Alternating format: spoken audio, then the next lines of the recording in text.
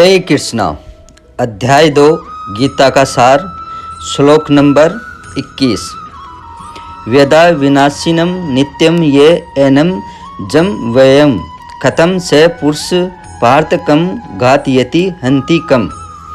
हे पार्थ, जो व्यक्ति यह जानता है कि आत्मा अविनाशी, अजन्मा, शाश्वत तथा अवयव है, वह भला किसी को कैसे मार सकता है या मरवा सकता है। तात्पर्य: प्रत्येक वस्तु की समुचित उपयोगिता होती है और जो ज्ञानी होता है वह जानता है कि किसी वस्तु का कहाँ और कैसे प्रयोग किया जाए। इसी प्रकार हिंसा को भी अपनी उपयोगिता है और इसका उपयोग इसे जानने वाले पर निर्भर करता है। यद्यपि हत्या करने वाले व्यक्ति को न्याय संहिता के अनुसार प्राणदंड दिया जाता है, किंतु न्यायाधीश को दोषी नहीं ठहराया जा सकता है, क्योंकि वह न्याय संहिता के अनुसार ही दूसरे व्यक्ति पर हिंसा किए जाने का आदेश देता है। मनुष्यों के विधि ग्रंथ मनु संहिता में इसका समर्थन किया गया है कि हत्यारे को प्राणदंड देना चाहिए, जिससे उसे अगले जीवन में अपना पापक्रम भोगना न पड़े। अतः राजा द्वारा हत्यारे को फांसी का दंड एक प्रकार से लाभप्रद है। इसी प्रकार जब कृष्ण युद्ध करने का आदेश देते हैं तो यह समझना चाहिए कि यह हिंसा परम न्याय के लिए है, और इस तरह अर्जुन को इस आदेश का पालन यह समझकर करना चाहिए कि कृष्ण के लिए किया गया युद्ध हिंसा नहीं है, क्योंकि मनुष्य या दूसरे शब्दों में आत्मा को मारा नहीं जा सकता। अतः न्याय के हेतु तथा कथित हिंसा की अनुमति है।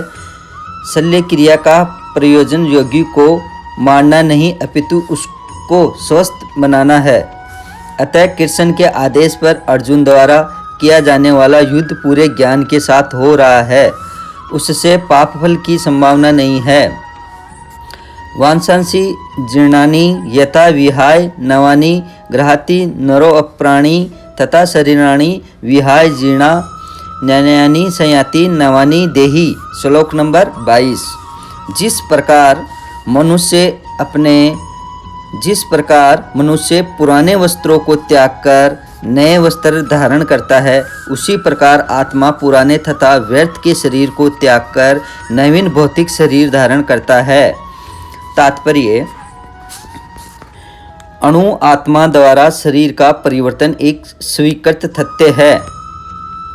आधुनिक विज्ञानी जन तक जो आत्मा के अस्तित्व पर विश्वास नहीं करते, पर साथ ही हृदय से शक्ति साधन की व्याख्या भी नहीं कर पाते, उन परिवर्तनों को स्वीकार करने को बाध्य है जो बाल्यकाल से कौमारावस्था और फिर तरुणावस्था तथा वृद्धावस्था में होते रहते हैं। वृद्धावस्था से यही परिवर्तन दूसरे शरीर में स्थानांतरित हो जाता है। इसकी व्याख्या एक पिछले श्लोक में की जा चुकी है। अणु आत्मा का दूसरे शरीर में स्थानांतरण परमात्मा की कृपा से संभव हो पाता है। परमात्मा अणु आत्मा की इच्छाओं की पूर्ति उसी तरह करते हैं जिस प्रकार एक मित्र दूसरे की इच्छा पूर्ति करता है।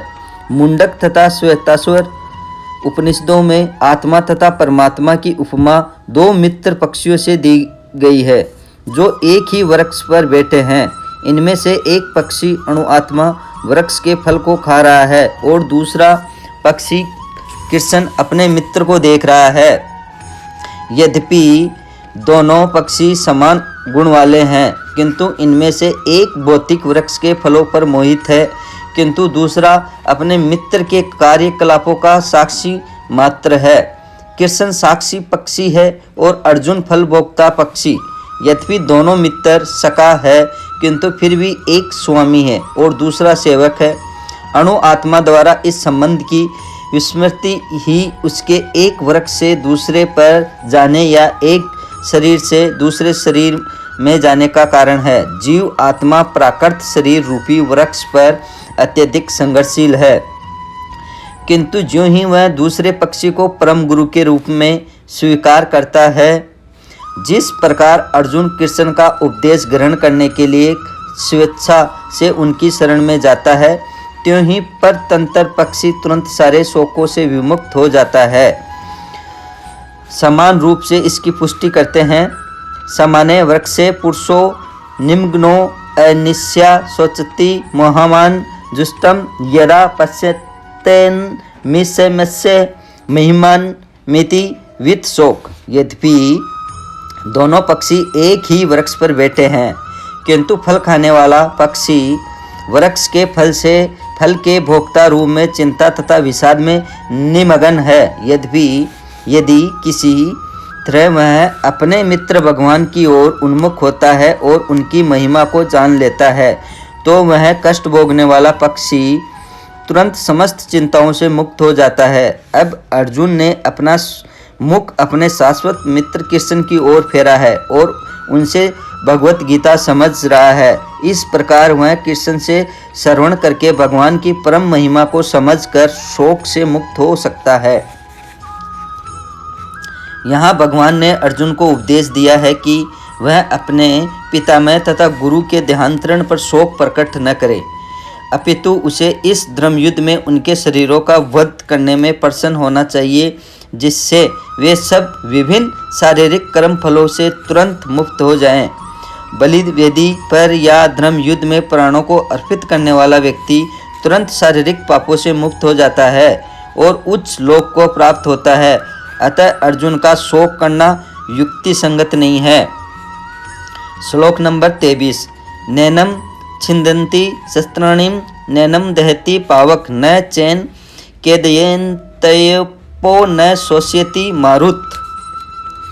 गीता का सार यह है, आत्मा न तो कभी किसी शस्त्र द्वारा खंड खंड किया जा सकता है, न अग्नि द्वारा जलाया जा सकता है और न जल द्वारा भिगोया या वायु द्वारा सुखाया जा सकता है आत्मा को।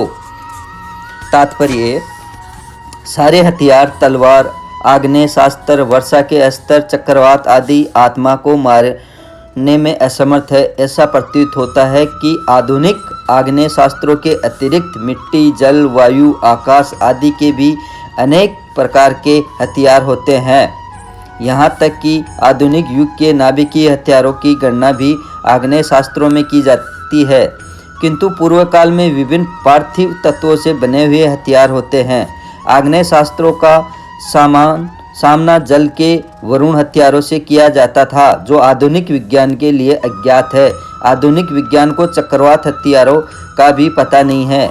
जो भी हो, आत्मा को न तो कभी खंड खंड किया जा सकता है, न किन्हीं वैज्ञानिक हथियारों से उसका संहार किया जा सकता है, चाहे उनकी संख्या कितनी ही क्यों न हो। मायावादी इसकी व्याख्या नहीं कर सकते कि जीव किस प्रकार अपने अज्ञान के कारण उत्पन्न हुआ है और तत्पश्चात माया की शक्ति से आवर्त हो गया। न ही आदि परमात्मा से जीवों को विलग कर पाना संभव था। प्रयुक्त सारे जीव परमात्मा से विलग हुए अंश है, चूँकि वे सनातन अणु आत्मा है। अतः माया द्वारा आवर्त होने की उनकी प्रवृत्ति स्वाभाविक है और इस तरह वे भगवान की संगति से पृथक हो जाते हैं। जिस प्रकार अग्नि के स्फुलिंग अग्नि से विलग होते ही बुझ जाते हैं। यद्यपि इन दोनों के गुण समान होते हैं। वराह पुराण में जीवों को परमात्मा का भिन्न अंश कहा गया है। भगवत गीता के अनुसार भी वे शाश्वत रूप से ऐसे ही है। अतः मोह से मुक्त होकर भी जीव पृथक अस्तित्व रखता है, जैसा कि कृष्ण द्वारा अर्जुन को दिए गए उपदेशों से स्पष्ट है। अर्जुन कृष्ण के उपदेश के कारण मुक्त तो हो गया, किंतु कभी भी कृष्ण से एकाकार नहीं हुआ। श्लोक नंबर 24। अच्छे दो अयम दाहो अयम के दो अय स्वस्य एवं च नित्य सर्वगत स्थाणु रचलो अयम सनातन। यह आत्मा अखंडित तथा अघुलनशील है। इससे न तो जलाया जा सकता है, न ही सुखाया जा सकता है। यह शाश्वत, सर्वव्यापी, अविकारी, स्थिर तथा सदैव एक सा रहने वाला है।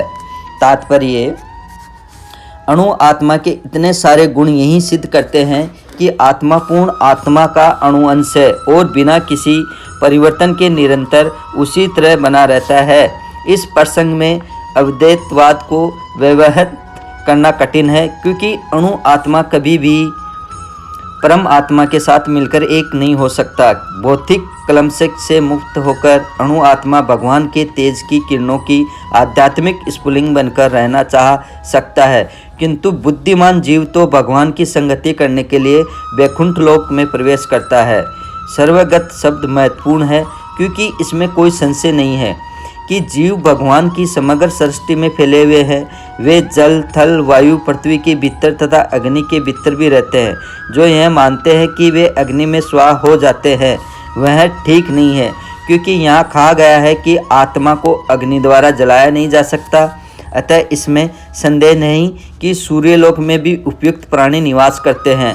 यदि सूर्यलोक निर्जन हो तो सर्वगत शब्द निरर्थक हो जाता है। श्लोक नंबर 25।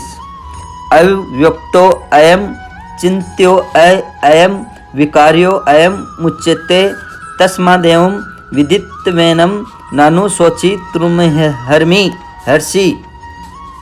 यह आत्मा अव्यक्त, अकल्पनीय तथा अपरिवर्तनीय कहा जाता है। यह जानकर तुम्हें शरीर के लिए शोक नहीं करना चाहिए। तात्पर्य, जैसा कि पहले कहा जा चुका है कि आत्मा इतना सूक्ष्म है कि इससे सर्वाधिक शक्तिशाली सूक्ष्मदर्शी यंत्र से भी नहीं देखा जा सकता। अतः यह अदृश्य है। जहाँ तक आत्मा के अस्तित्व का संबंध है, श्रुति के प्रमाण के अतिरिक्त अन्य किसी प्रयोग द्वारा इसके अस्तित्व को सिद्ध नहीं किया जा सकता। हमें इस सत्य को स्वीकार करना पड़ता है, क्योंकि अनुभव गम्य सत्य होते हुए भी आत्मा के अस्तित्व को समझने के लिए कोई अन्य साधन नहीं है। हमें अनेक बातें केवल उच्च प्रमाणों के आधार पर माननी पड़ती है। कोई भी अपनी माता के आधार पर अपने पिता के अस्तित्व को अस्वीकार नहीं कर सकता। पिता के स्वरूप को जानने का साधन या एकमात्र प्रमाण माता है। इसी प्रकार वेदाध्ययन के अतिरिक्त आत्मा को समझने का अन्य उपाय नहीं है। दूसरे शब्दों में, आत्मा मानवीय व्यवहारिक ज्ञान द्वारा अकल्पनीय है। आत्मा चेतना है और चेतन है। वेदों के इस कथन को हमें स्वीकार करना होगा। आत्मा में शरीर जैसे परिवर्तन नहीं होते। मूलतः अविकारी रहते हुए आत्मा अनंत परमात्मा की तुलना में अणुरूप है। परमात्मा अनंत है और अणु आत्मा अति सूक्ष्म है। अतः अति सूक्ष्म आत्मा अविकारी होने के कारण अनंत आत्मा भगवान के तुल्य नहीं हो सकता। यही भाव वेदों में भिन्न भिन्न प्रकार से आत्मा के अस्तित्व की पुष्टि करने के लिए दोहराया गया है। किसी बात का दोहराना उस तथ्य को बिना किसी त्रुटि के समझने के लिए आवश्यक है। हरे कृष्णा।